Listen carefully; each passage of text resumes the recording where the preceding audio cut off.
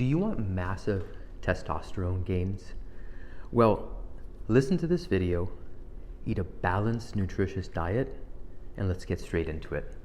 My name is Eric Chapman, Medical Director of Allegiance Health of Southwest Florida, here in Naples, Florida. And in today's video, we're going to talk about how diet plays a role in the natural production of testosterone. We're going to outline this video for a second because we're going to be talking about 4 sections within this video. We're going to talk about how testosterone is produced by the body. We're going to talk about the role of vitamins and minerals. We're going to talk about our macronutrients and how they're important, such as proteins, fats, and carbs. And then we're going to talk about some possible foods to avoid when we're dealing with natural production of testosterone. So let's recap just for a second how testosterone is produced naturally by the body. So it all starts in the brain with a gland called the hypothalamus. And the hypothalamus secretes a hormone called GnRH, which stands for gonadotropin releasing hormone.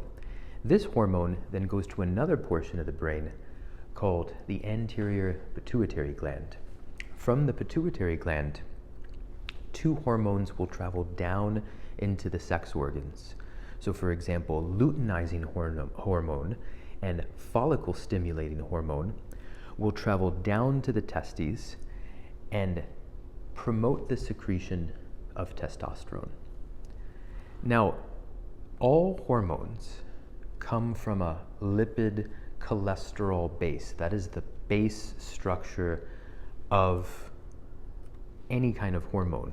This will play into when we're talking about diet and macronutrients and how healthy essential fats are good. This is why you'd never want to eliminate one single macronutrient from your diet, because the building blocks for testosterone is actually fats. So let's talk a little bit about minerals and vitamins and how they play a role in the production of testosterone. And we think about the vitamins and minerals that we get in our foods or from supplements with a multivitamin. We think about them in a few different ways. They can either help the body make testosterone, or they can help balance the levels between estradiol or estrogen and testosterone. So think about vitamins and minerals as our tools. Think about cholesterol as our building blocks. And specifically, we're talking about what's called coenzymes. And there's a few different vitamins that play a role in testosterone function. So let's talk about a few. Vitamin A is the first mineral vitamin that we're going to talk about. Vitamin A helps in converting estrogen into estrone. Now, estrone is the inactive version of estrogen. So when we're dealing with the levels of estrogen balance and testosterone balance, specifically for males, you want to do as much as you can through diet and through the consumption of your food to limit the conversion of testosterone to estrogen. But also, if you have free circulating estrogen in your body, vitamin A plays a role in converting that estrogen into its inactive form. Let's talk about our second vitamin, which is vitamin D, or specifically vitamin D3. Now, vitamin D3 is a very, very essential vitamin for human function. It helps with muscle growth. It helps with bone strength. It helps with the production of testosterone. And studies show that patients who are deficient in vitamin D3 will also have difficulty producing natural occurring levels of testosterone. Vitamin D3 is also called the sunshine vitamin, because even though we can supplement vitamin D by taking oral pills, vitamin D3 really, exposing yourself to natural sunlight is really still one of the best ways to get that vitamin into your body. Let's talk about our B complex vitamins. This is a series of vitamins, B1, 2, 3, 6, 12. Specifically, one example that I want to talk about is vitamin B2, or what we call riboflavin. This plays a role in the chemical reaction of testosterone to DHT. And it plays a role in an enzyme called 5-alpha reductase. Again, this is just an example of how males and females have different levels of testosterone and estrogen in their body. Of course, a male would have higher levels of testosterone. So you can see that with the building block of cholesterol, with the hormone of testosterone, with getting adequate vitamins and minerals, each plays a role in either the down regulation or the up regulation of this hormonal balance. Another really important series of minerals and elements to take into account are things like selenium and zinc and boron. We're going to talk about boron in a second, but patients who are deficient in zinc can sometimes have problems producing natural levels of testosterone. So you can see that the overall theme here is that not one thing is the magic bullet. If you optimize your vitamin and minerals, if you optimize your diet, if you have a good balance of proteins, fats, and carbohydrates, that really is a holistic approach to diet and the natural production of testosterone. But just like we talked about in video 1, where we talked about exercise, all of these things work together, right? Exercise, weightlifting, proper sleep, minimizing stress levels, minimizing things that can convert testosterone to estrogen. So each one has a small role, but in together, you can see how the natural production of testosterone, when all of these things add up, can become important. Boron is an element that is important when we're talking about a hormone binding to a protein. So testosterone can bind to something called sex hormone binding globulin.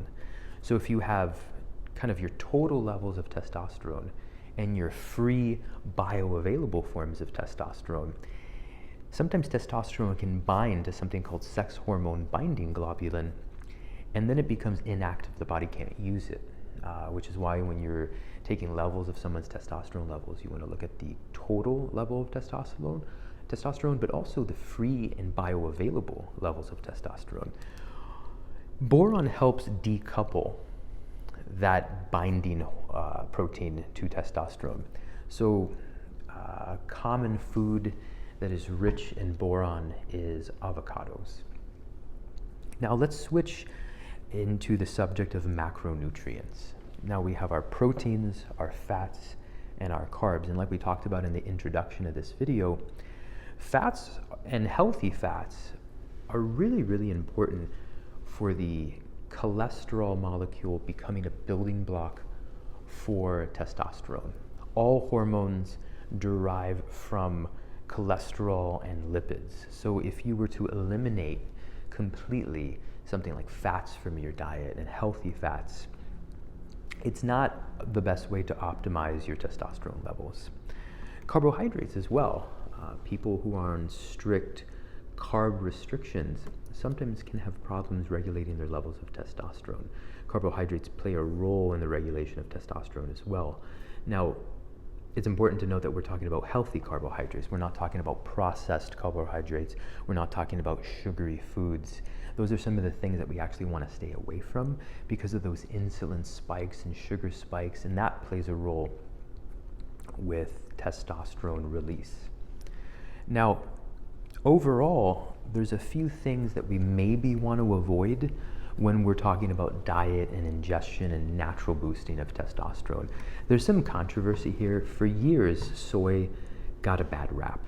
And there's some studies that suggested that the ingestion of soy products can have an increased amount of phytoestrogens that you intake. Phytoestrogens can then convert testosterone into estrogen or estradiol. There's been numerous studies coming out suggesting that that's been debunked. That's somewhat of a controversial topic when we talk about diet and the role of soy and testosterone levels in individuals. Some people just choose to avoid soy. There are phytoestrogens in certain foods. Another phytoestrogen that's common is in beer, specifically high hop levels of beer like an IPA. Now, I'm not certainly suggesting that 1 or 2 beers a week with your buddies is going to be a dramatic issue, But the overall theme when we talk about diet, exercise, hormone regulation is overconsumption or underconsumption. And I know it's not fancy, I know it's not sexy, I know it's not a novel fad, but really, you don't want to underconsume too much, right? You don't want to caloric restrict to a high degree. You don't want to completely eliminate a certain macronutrient. These macronutrients are there, and we've evolved and learned to ingest them for their benefits, right? Proteins, fats, carbs. You don't want to remove any specific one macronutrient for a long period of time. Just on the other side of that needle, when we talk about overconsumption, right? Overconsumption of processed foods, overconsumption of sugar, overconsumption of alcohol. And that's really, when we talk about hormone regulation, that's the grand scheme 10,000-foot view of this. That is a brief overview on how diet can play a role in hormonal regulation and testosterone boosting. I hope you enjoyed this video. Have a great day.